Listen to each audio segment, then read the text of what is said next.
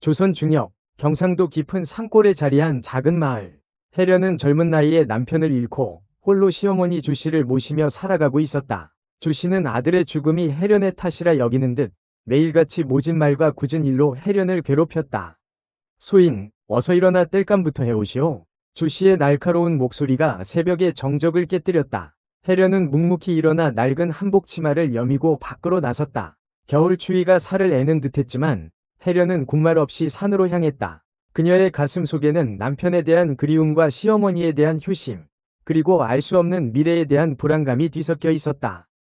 혜련은 가파른 산길을 오르며 숨을 헐떡였다. 앙상한 나뭇가지 사이로 보이는 하늘은 낯비처럼 흐렸다. 오늘은 꼭 약초를 찾아야 할 텐데.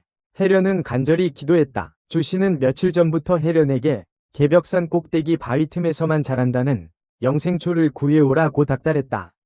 영생초는 늙은이의 기력을 회복시키고 심지어 젊음까지 되찾아준다는 전설 속의 약초였다. 물론 조씨가 정말로 영생초의 효능을 믿는 것은 아니었다. 그저 혜련을 골탕 먹이고 자신의 욕심을 채울 궁리만 하고 있을 뿐이었다. 혜련도 그 사실을 모르는 바는 아니었지만 시어머니의 명령을 거역할 수는 없었다. 그것이 조선시대 여인의 숙명이었고 혜련은 그 숙명을 묵묵히 받아들이고 있었다. 해가 중천에 뜰 무렵 혜련은 간신히 개벽산 꼭대기에 도착했다. 그러나 바위 틈을 아무리 뒤져봐도 영생초는 보이지 않았다. 대신 차가운 바람만이 그녀의 뺨을 때릴 뿐이었다. 절망감에 휩싸인 혜련은 바위에 걸터앉아 한숨을 내쉬었다. 그때 그녀의 눈에 희미한 빛이 들어왔다. 빛은 바위 절벽 아래쪽에서 새어나오고 있었다. 조심스럽게 다가가 보니 좁은 틈새 사이로 작은 동굴이 보였다. 호기심 반, 두려움 반으로 혜련은 동굴 안으로 들어갔다. 동굴은 생각보다 깊었고 안쪽으로 들어갈수록 빛은 점점 더 밝아졌다. 그리고 마침내 혜련은 믿을 수 없는 광경을 마주하게 되었다. 동굴 안에는 넓은 공간이 펼쳐져 있었고 그 중앙에는 작은 초가집이 한 채 서 있었다. 초가집 주변에는 온갖 종류의 책들과 약초들이 가득했다. 누구시오? 갑자기 낯선 남자의 목소리가 들려왔다. 혜련은 깜짝 놀라 주위를 둘러보았다. 초가집 문 앞에서 한 남자가 그녀를 바라보고 있었다. 남자는 25쯤 되어 보이는 젊은 선비였다. 수려한 외모에 기품 있는 옷차림을 하고 있었지만 어딘가 모르게 슬픈 눈빛을 지니고 있었다.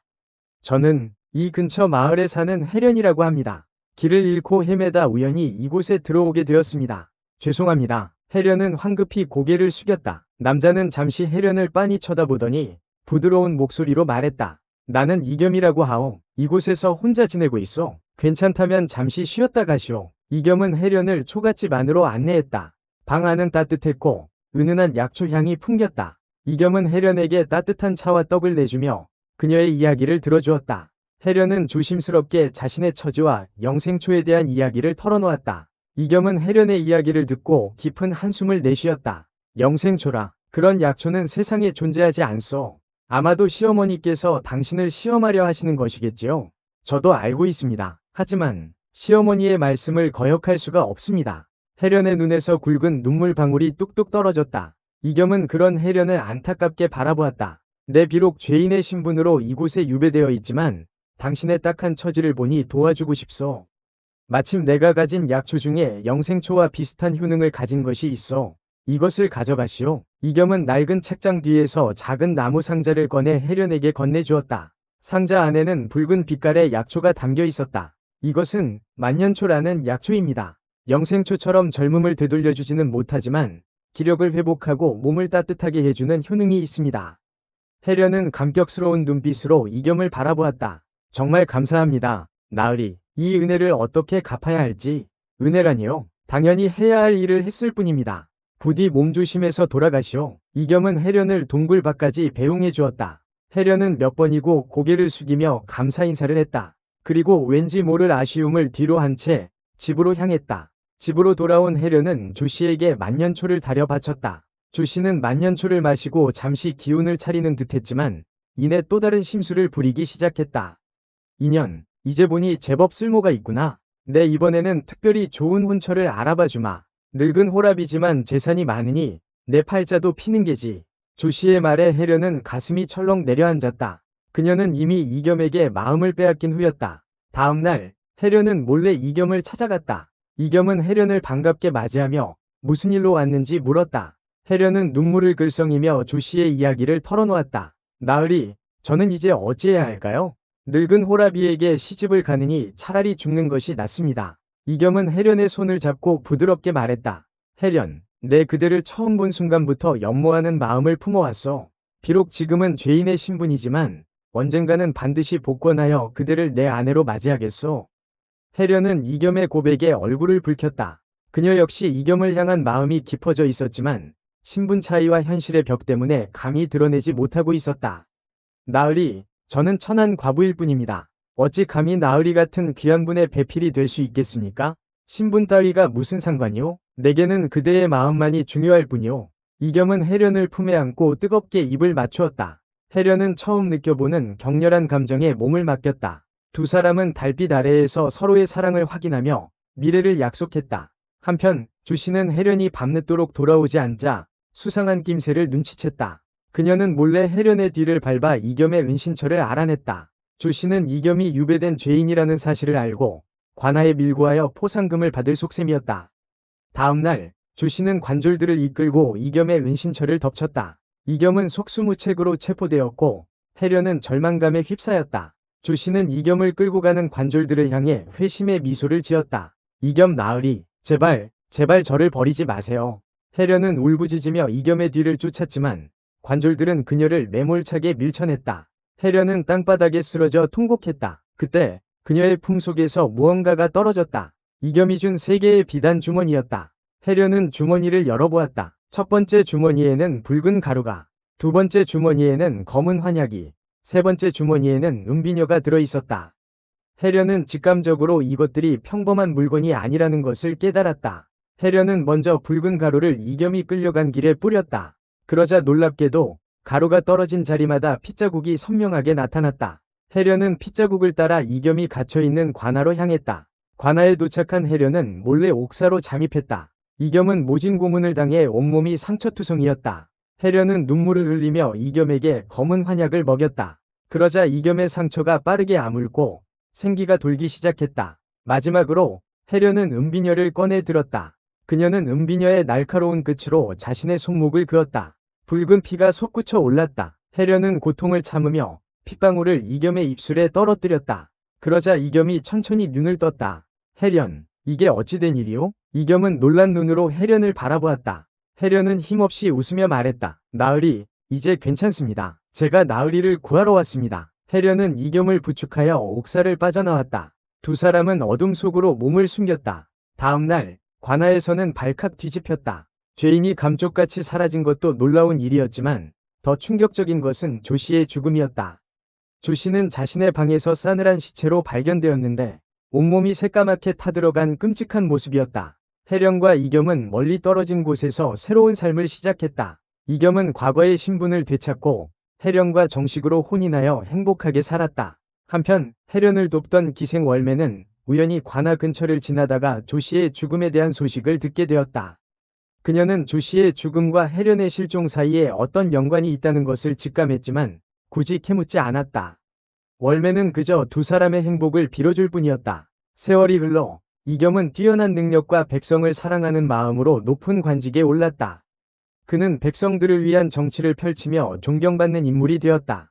혜련은 이겸의 곁에서 든든한 조력자가 되어주었다. 두 사람 사이에는 어여쁜 딸이 태어났고 가정은 웃음과 행복으로 가득 찼다. 하지만 혜련의 마음 한구석에는 늘 죄책감이 남아있었다. 비록 악독한 시어머니였지만 자신의 손으로 죽음에 이르게 했다는 사실은 쉽게 떨쳐낼 수 없는 짐이었다. 이겸은 그런 혜련의 마음을 이해하고 묵묵히 그녀의 곁을 지켜주었다. 혜련, 과거는 과거일 뿐이오. 당신은 나를 구하고 새로운 삶을 살아갈 기회를 주었어. 그것만으로도 충분히 갚은 것이오. 이겸의 따뜻한 위로에도 불구하고 혜련의 죄책감은 쉽게 사라지지 않았다. 그러던 어느 날 혜련은 우연히 월매를 다시 만나게 되었다. 월매는 여전히 아름다운 모습이었지만 어딘가 모르게 쓸쓸해 보였다. 월매, 오랜만이오. 그동안 어떻게 지냈소? 저는 그저 예전처럼 지내고 있습니다. 그런데 혜련님, 얼굴이 많이 상하셨습니다. 무슨 근심이라도 있으신지요? 혜련은 월매에게 자신의 죄책감과 조씨의 죽음에 대한 이야기를 털어놓았다. 월매는 혜련의 이야기를 묵묵히 듣고 있다가 조용히 입을 열었다.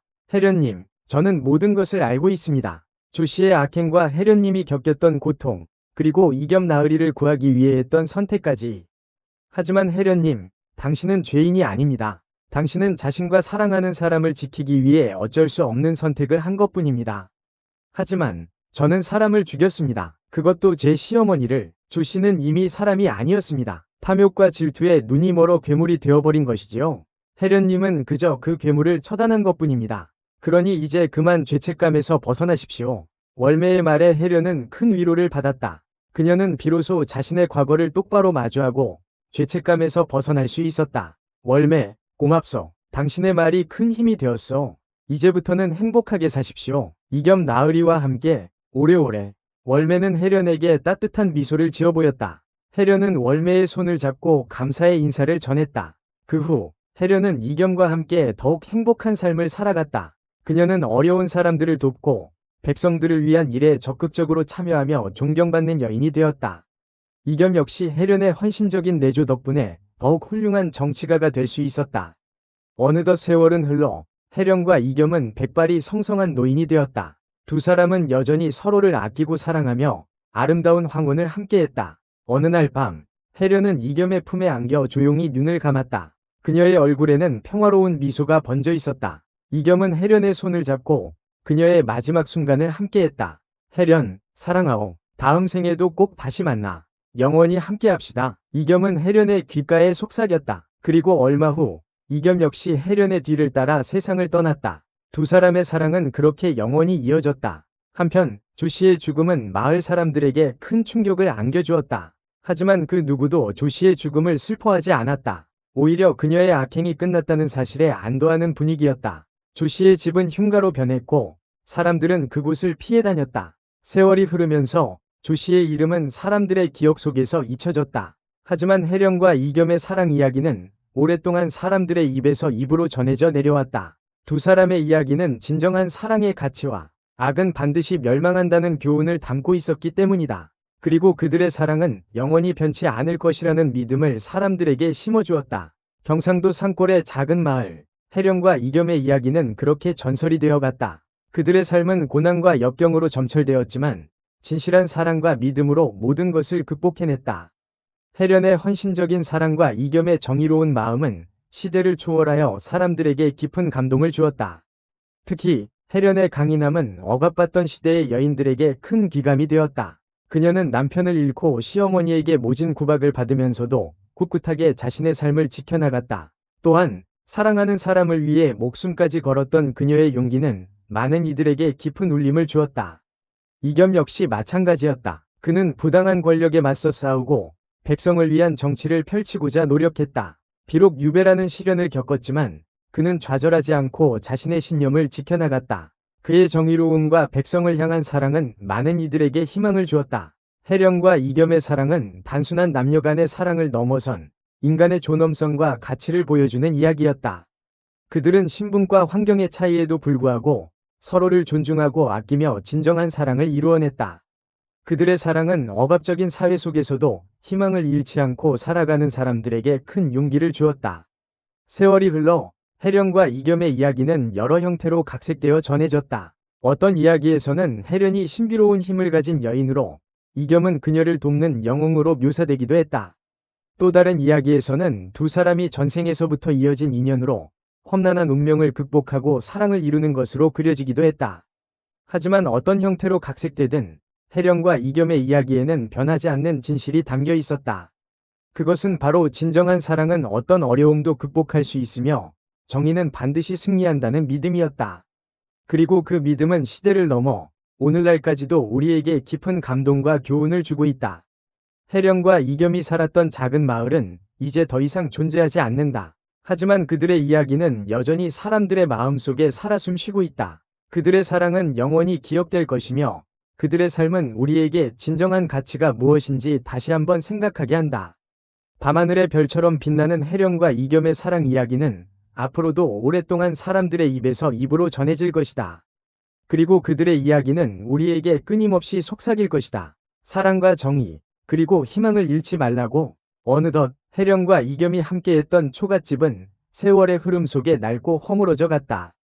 하지만 그들이 함께 심었던 나무는 여전히 굳건하게 자리를 지키고 있었다. 봄이면 아름다운 꽃을 피우고 여름이면 시원한 그늘을 들이우며 가을이면 풍성한 열매를 맺는 나무는 두 사람의 사랑처럼 영원히 살아 숨쉬는 듯했다. 마을 사람들은 그 나무를 사랑나무라고 불렀다. 그리고 사랑나무 아래에서 사랑을 맹세하는 연인들은 해령과 이겸처럼 영원한 사랑을 이루게 될 것이라고 믿었다. 시간이 흘러 세상은 많이 변했지만 해령과 이겸의 이야기는 여전히 사람들의 마음속에 깊이 새겨져 있었다. 그들의 이야기는 단순한 사랑 이야기를 넘어 인간의 삶과 가치에 대한 깊은 성찰을 담고 있었기 때문이다. 그리고 그들의 이야기는 앞으로도 영원히 계속될 것이다. 사랑과 정의, 그리고 희망이 있는 한. 해령과 이겸의 이야기는 단순한 옛날 이야기가 아니었다. 그것은 억압과 불의에 맞서 싸우는 용기, 그리고 진정한 사랑의 힘에 대한 이야기였다. 또한 아무리 힘든 상황에서도 희망을 잃지 않고 살아가는 사람들의 아름다움을 보여주는 이야기였다. 조선시대 엄격한 신분제도와 가부장적인 사회 분위기 속에서 여성들은 자신의 목소리를 내기 어려웠다. 해련 역시 마찬가지였다. 남편을 잃고 시어머니의 모진 구박을 받으면서도 그녀는 묵묵히 자신의 삶을 살아갔다. 하지만 그녀의 마음속에는 억눌린 감정과 뜨거운 열정이 숨쉬고 있었다.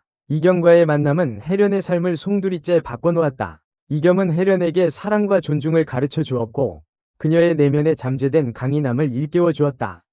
해련은 이겸을 통해 비로소 자신의 가치를 깨닫고 세상에 맞서 싸울 용기를 얻게 되었다. 이겸 역시 해련을 통해 많은 것을 배웠다. 그는 유배 생활 동안 겪었던 고독과 절망을 해련의 사랑으로 극복할 수 있었다.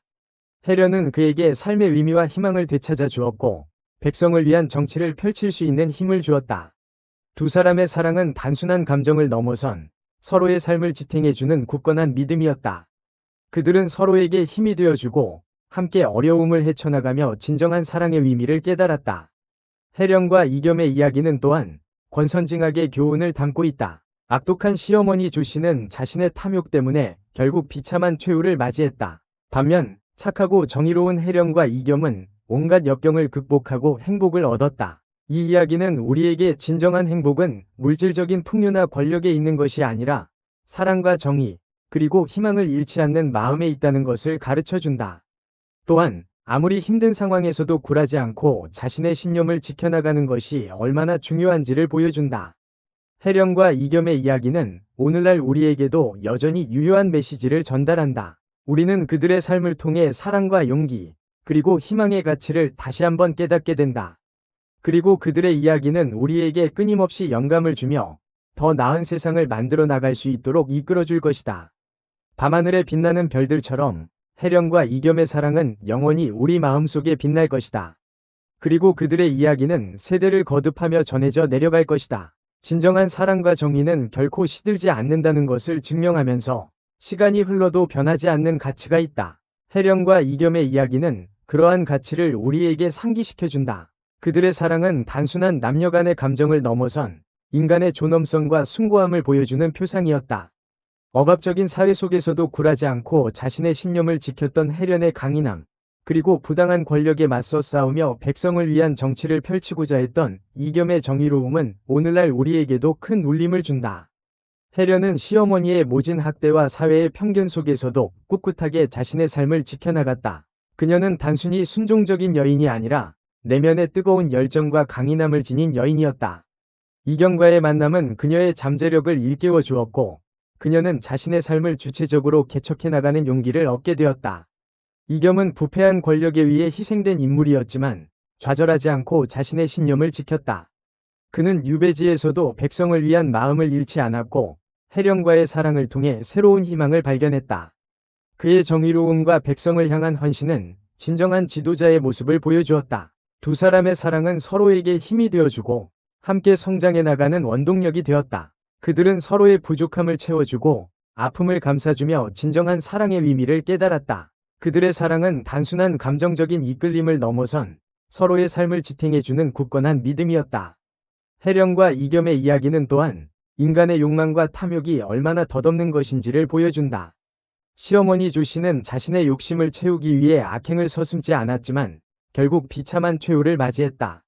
반면 해령과 이겸은 사랑과 정의를 추구하며 행복한 삶을 살아갔다. 이 이야기는 우리에게 진정한 행복은 물질적인 풍요나 권력에 있는 것이 아니라 내면의 가치와 사랑에 있다는 것을 가르쳐 준다. 또한 아무리 힘든 상황에서도 희망을 잃지 않고 자신의 신념을 지켜나가는 것이 얼마나 중요한지를 보여준다. 해령과 이겸의 이야기는 시대를 초월하여 우리에게 깊은 감동과 교훈을 선사한다. 그들의 삶은 우리에게 진정한 사랑과 정의, 그리고 희망의 가치를 다시 한번 생각하게 한다. 그리고 그들의 이야기는 우리에게 끊임없이 영감을 주며 더 나은 세상을 만들어 나갈 수 있도록 이끌어 줄 것이다. 밤하늘을 수놓은 별들처럼 해령과 이겸의 사랑은 영원히 우리 마음속에 빛날 것이다. 그리고 그들의 이야기는 세대를 거듭하며 전해져 내려갈 것이다. 진정한 사랑과 정의는 결코 시들지 않는다는 것을 증명하면서